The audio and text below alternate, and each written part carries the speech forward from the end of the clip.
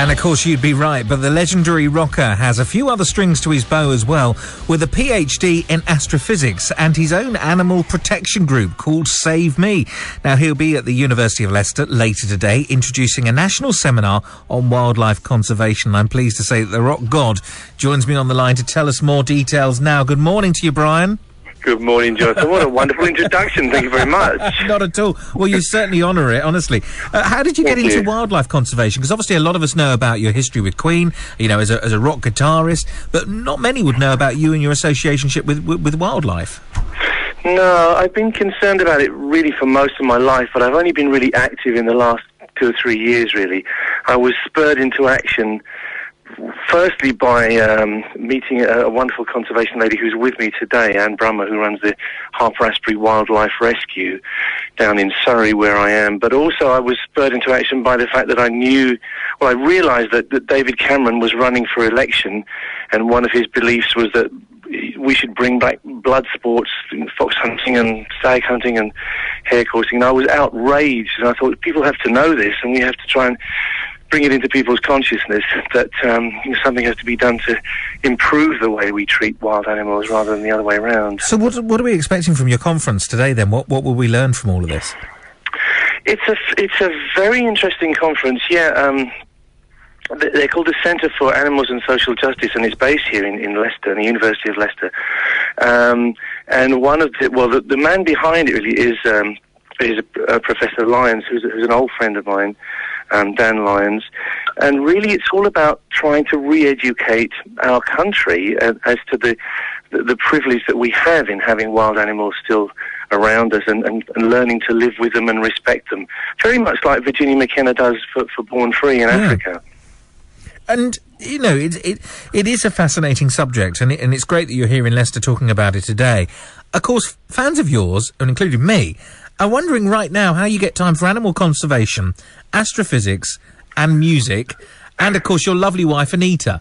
So how do you fit them all in? Well, my lovely wife, Anita, is very busy at the moment, so that works out okay. She's on tour at the moment, playing Joan Crawford. Of course she is. Of course she is. But I suppose the short answer is I don't sleep very much. I feel I'm very impassioned about this. For me, it's very urgent that we do something about the way we treat animals before it's too late. So I feel very... I can't really tell you that I enjoy it, because it's pretty tough, and the cruelty stuff that you have to see is very hard to deal with in your mind. It takes a fairly strong approach, you know, but I think it's probably music that keeps me going, you know, that keeps my spirits up, and then I feel that I should be out doing this stuff. What other projects have you got going on at the minute, Brian? Well, we've just come back from Africa, actually. Me and Kerry Ellis, the lady that I produce, a wonderful singer from... Actually, she started in the West End, but she's kind of a rock chick, really, I suppose. We've been to South Africa with Virginia McKenna, working on a documentary and a video and a track to help her in the pursuit of the Year of the Lion. It's called the Pride of South Africa, and basically it's about trying to save the few remaining lions in the world. So that's one project. That's a nice thing for me, because it means that music and animal welfare come together. Do you know, I was going to ask you that. It was very much my next question, which is, you know, are there any similarities between Brian May, the rock guitarist, and Brian May, the conservationist? Are there any kind of parallels there, or do they complement each other? They are, really. I mean, in a sense, I struggled with it for a while, because I can turn into a very fragmented person if I'm not careful. But actually, a lot of it does make sense, because it's all about being a human being and living in the world and trying to figure out what's important. So yes, there's a bit of sort of kind of crosstalk between the things that I'm passionately involved with. Astronomy, of course, is partly about just physics, but it's partly about establishing where we are in the universe and what it all means, and you know, how important is this planet, and how important is human life. So I'll be talking a little bit about that in my introduction today. Just one other thing, your old bandmate John Deacon, he's from our patch, isn't he? Absolutely. How's he getting on? I'll be giving him a name check today as well. He's fine, but he really doesn't interact with us very much. He likes his privacy, and we respect that.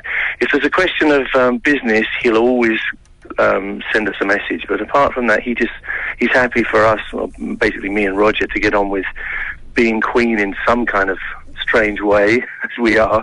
But he prefers to remain on his own. He's obviously a legend as well as you.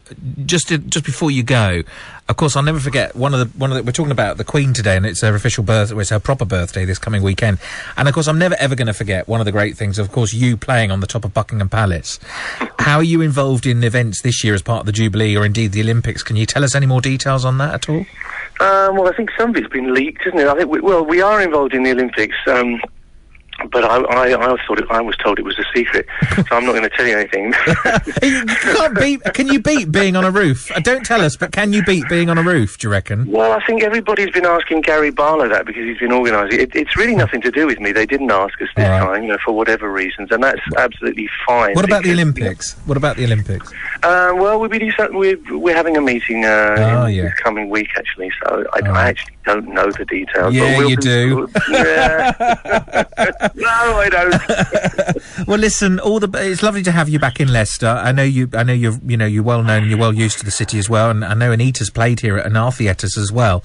Absolutely, yes, it's very good to be in Leicester. Thank you. Yes, and I will be paying my tribute to John Deacon. Good stuff. And listen, all the best at the University of Leicester today as well. And that seminar will be held at University Stamford Hall on Manor Road in OB from 9:30 p.m. this evening. Thank you very much. No, from 9:30 a.m. Oh, they put. I was going to say they put p.m. here. All right, 9:30 a.m. I thought there might have been another one as well. Brian, thank you very much indeed for your time. Take care. Look after yourself. All the very best, Jonathan. Thank you. Cheers, mate. Take care. Brian May there. I can't believe I just called him mate. He'll be on my Christmas card list next. Maybe he'll play. It's BBC Radio Leicester. It's 8:32, a little later, but I'm sure you'll understand.